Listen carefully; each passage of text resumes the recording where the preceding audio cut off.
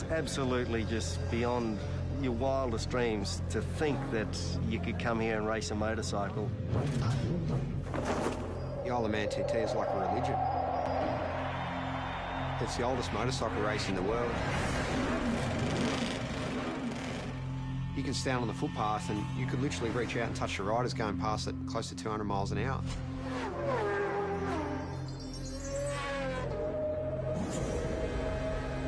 The houses are passing you so quick, sometimes it feels like you're inside a video game.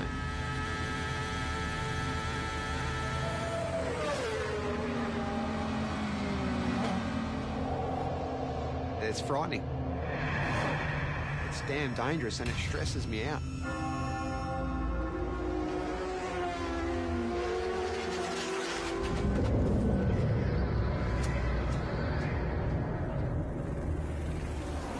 Unless I'm very much mistaken, Mark, this is the greatest motorsport event in the world.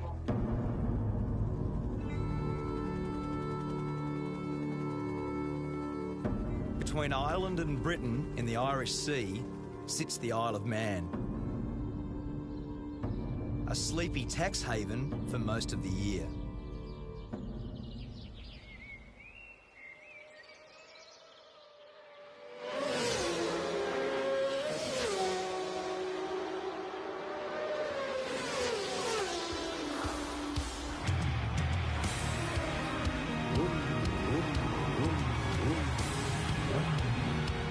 I've come here to witness the most dangerous road race on Earth. It's about 200 kilometres an hour, straight at the front here, absolute lunacy. I want to find out what drives these riders to test themselves and their machines in a brutal event called the TT, the Tourist Trophy. There's a lot to get right and a lot that can go wrong, so it is part sprint race, part endurance race, and it's a time trial, so it's so unique. Peter Brock used to say that great racetracks have got consequences. The Isle of Man TT is the ultimate road course. It's the fastest, wildest and most dangerous racetrack I've ever seen. And for the riders that compete here, there is absolutely no room for error.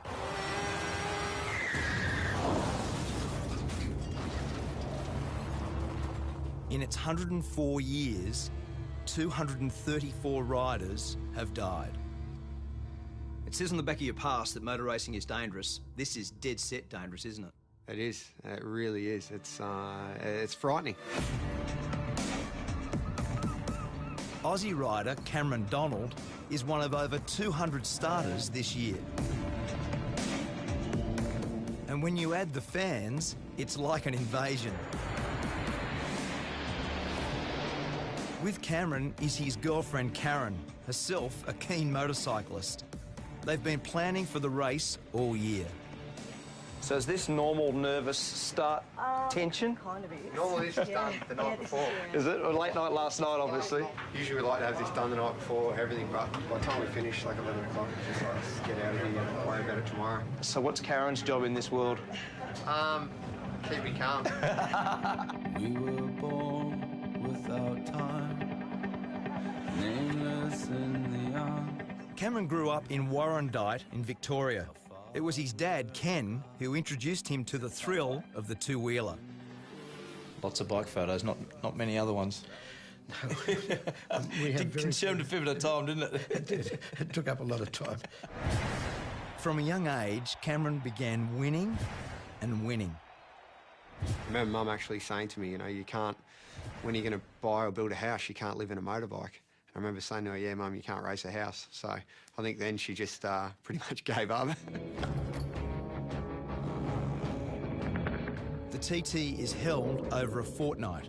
1 week for practice, 1 week for racing, 7 races in all. And in between, the public can go flat out, no speed limit on the Island Road course. Everyone that races here knows the dangers and they accept them and they do their best to ride accordingly. But I think it's sad in this world that we're all so wrapped in cotton wool these days, and there's so few opportunities to do anything dangerous. For Cameron, a plumber when he's not racing, there's no event bigger than this.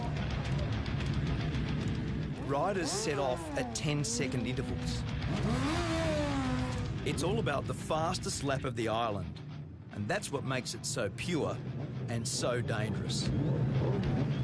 You sit on the start line, you're looking down that first hill, and because it's not a mass start, you're sitting there getting waved off one at a time. The pressure on you, everyone's looking at you, and it's a rush I've never had out of any other race.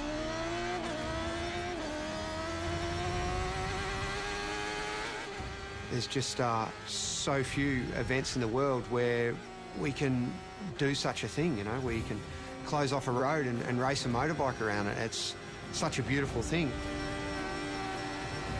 61 kilometres of public roads.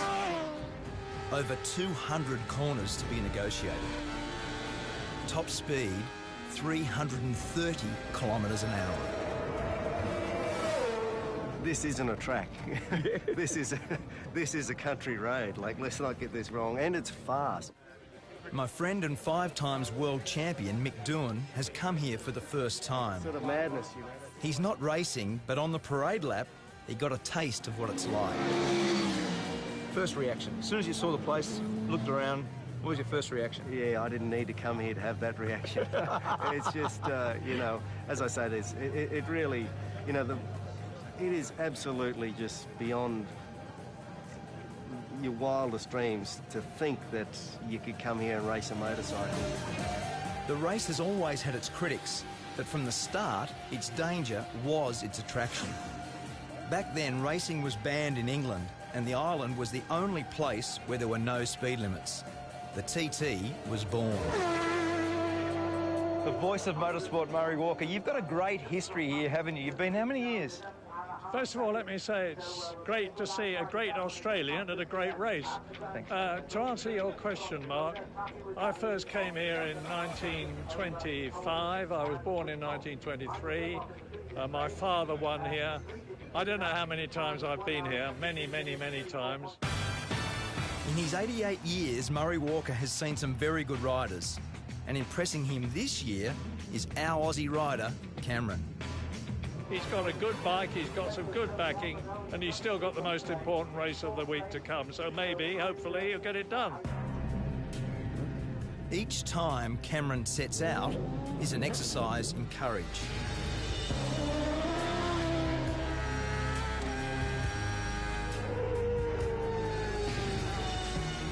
Each lap is an anxious one for Karen, who gets radio updates on his progress.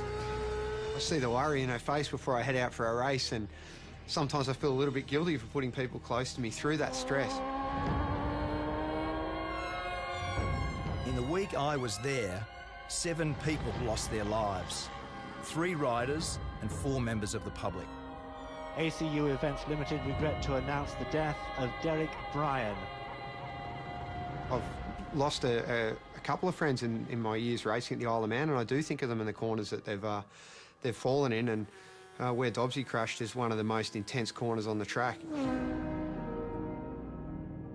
Dobbsy, Paul Dobbs, died in the TT last year. He lost his life to the sport that he loves, like, so. Just one of them, mate.